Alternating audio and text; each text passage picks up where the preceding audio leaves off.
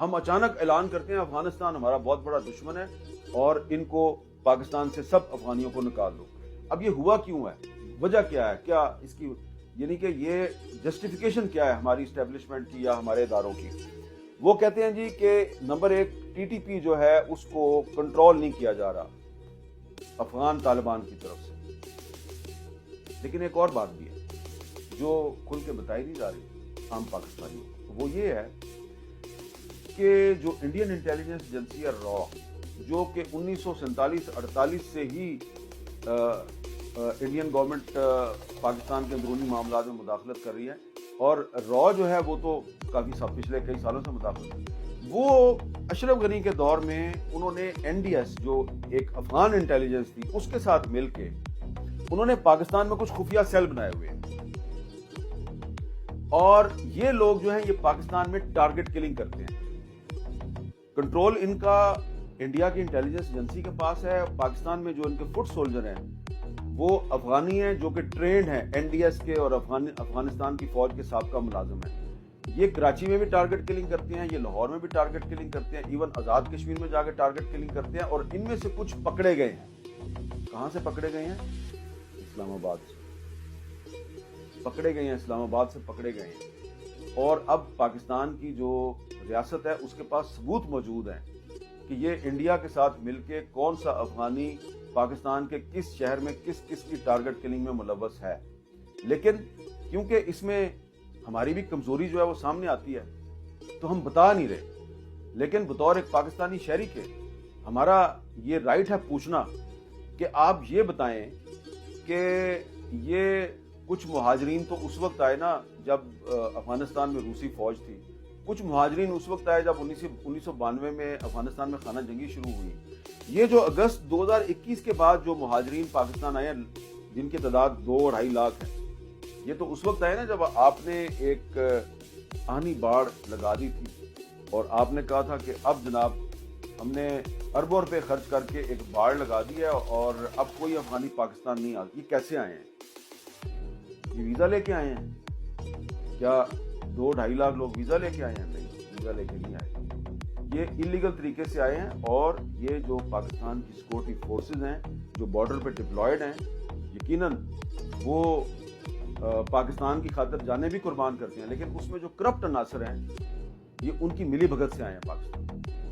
اور یہ جو افغان این ڈی ایس کے لوگ انڈین انٹیلیجنس ایجنسی کے ساتھ مل کے پاکستان میں ٹیررزم کر رہے ہیں، اور ٹھیک ہے آپ نے اسلام آباد سے پکڑ لیا ان کو آپ بے نقاب کیوں نہیں کر رہے؟ بتا کیوں نہیں رہے پاکستانی قوم کو کہ یہ کچھ ہو رہا ہے؟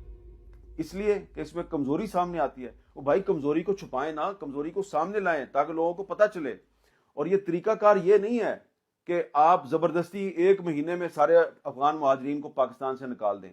اس کے لیے ایک بین الاقوامی قوانین کے مطابق ایک طریقہ کار ہے کہ جو ریفیوجیز کی ایویکویشن ہے اس کا کیا طریقہ ہے. اب رحمت اللہ نبیل جو این ڈی ایس کا سابق سربراہ ہے وہ تو خود کہہ چکا ہے کہ ہم نے انڈیا کے ساتھ مل کے پاکستان کے خلاف سازشیں کی اور انڈیا جو ہے وہ اب ہمارے ویزے کینسل کر رہا ہے.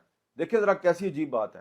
اور یہ میرے جو افغان بھائی ہیں اور بہنیں ہیں میں ان کو بھی یہ چیز بتانا چاہتا ہوں کہ آج کل آپ پاکستان سے بڑے ناراض ہیں، آپ کے پاس اس کی اپنی وجوہات ہیں، لیکن آپ انڈیا سے بڑے خوش ہیں. لیکن انڈیا جو ہے وہ تو جو افغانی جو ہیں وہ جا رہے ہیں انڈیا، وہ تو ان کو ڈپورٹ کرتا جا رہا ہے. اور جن کو پہلے سے ویزے پہ رکھا ہوا ہے افغانستان کے شہریوں کو، ان کو بھی نکالتا جا رہا ہے. اور رحمت اللہ نبیل صاحب جو ہیں وہ دہائی دے رہے ہیں کہ یار ہمارے ویزے کیوں کینسل کر رہے ہو. تو ٹھیک ہے اس وقت پاکستان اور افغانستان میں کچھ غلط فہمی ہے، کچھ پرابلمز ہیں، ان کو ریزالو ہونا چاہیے.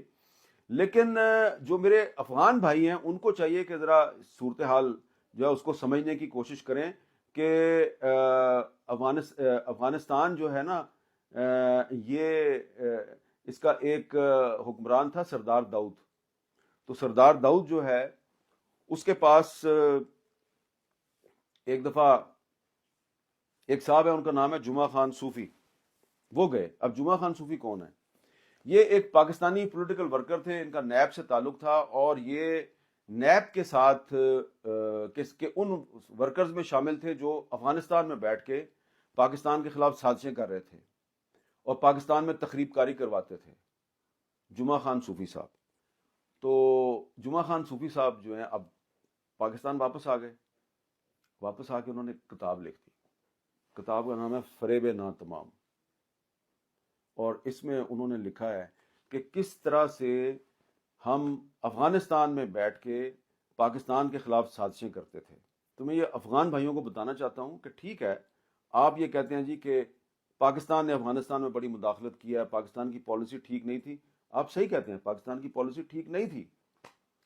لیکن پاکستان کی پالیسی کیوں ٹھیک نہیں تھی؟ کیونکہ افغانستان کی پالیسی بھی ٹھیک نہیں تھی. سردار داؤد صاحب جو ہیں وہ بھٹو صاحب کے دور میں ان کے ایک قریبی ساتھی حیات محمد خان شیر پاؤ کو پاکستان میں قتل کروا دیتے ہیں، اور اس کے بعد پھر نیب پر پابندی لگتی ہے، اور نیب والے جو ہیں وہ افغانستان میں جا کے بیٹھتے ہیں. اور افغانستان میں یہ جمعہ خان صوفی صاحب یہ بھی بتاتے ہیں کہ وہاں پہ جو جی ایس سندھ تحریک کے لوگ ہیں وہ بھی افغانستان میں آتے تھے. اور اس میں انہوں نے بڑی لمبی چوڑی تفصیل لکھی ہے. تو یہ میں نے صرف اپنے افغان بھائیوں کو ایک ایویڈنس دی ہے کہ ٹھیک ہے پاکستان نے مداخلت کی، لیکن افغانستان سے مداخلت جو ہے وہ تو 1947 سے شروع ہو گئی تھی. اور اس کی بھی میں نے آپ کو ایویڈنس دے دیا کہ نہرو جو ہے وہ اول حسین کے ذریعے فقیر اے پی کے ساتھ رابطے میں تھا. بائی دی وے فقیر اے پی صاحب جو ہے ان کے ساتھ بعد میں حکومت پاکستان کے سارے معاملات ٹھیک ہو گئے تھے اور ان کے لیے عام معافی ہو گئی تھی. اور آج پاکستان کے دارالحکومت اسلام آباد میں فقیر اے پی صاحب کے نام پہ ایک سڑک بھی ہے. تو اگر ہم نے فقیر اے پی صاحب کے ساتھ معاملہ ٹھیک کر لیے تو ہم باقیوں کے ساتھ بھی معاملہ ٹھیک کر سکتے ہیں.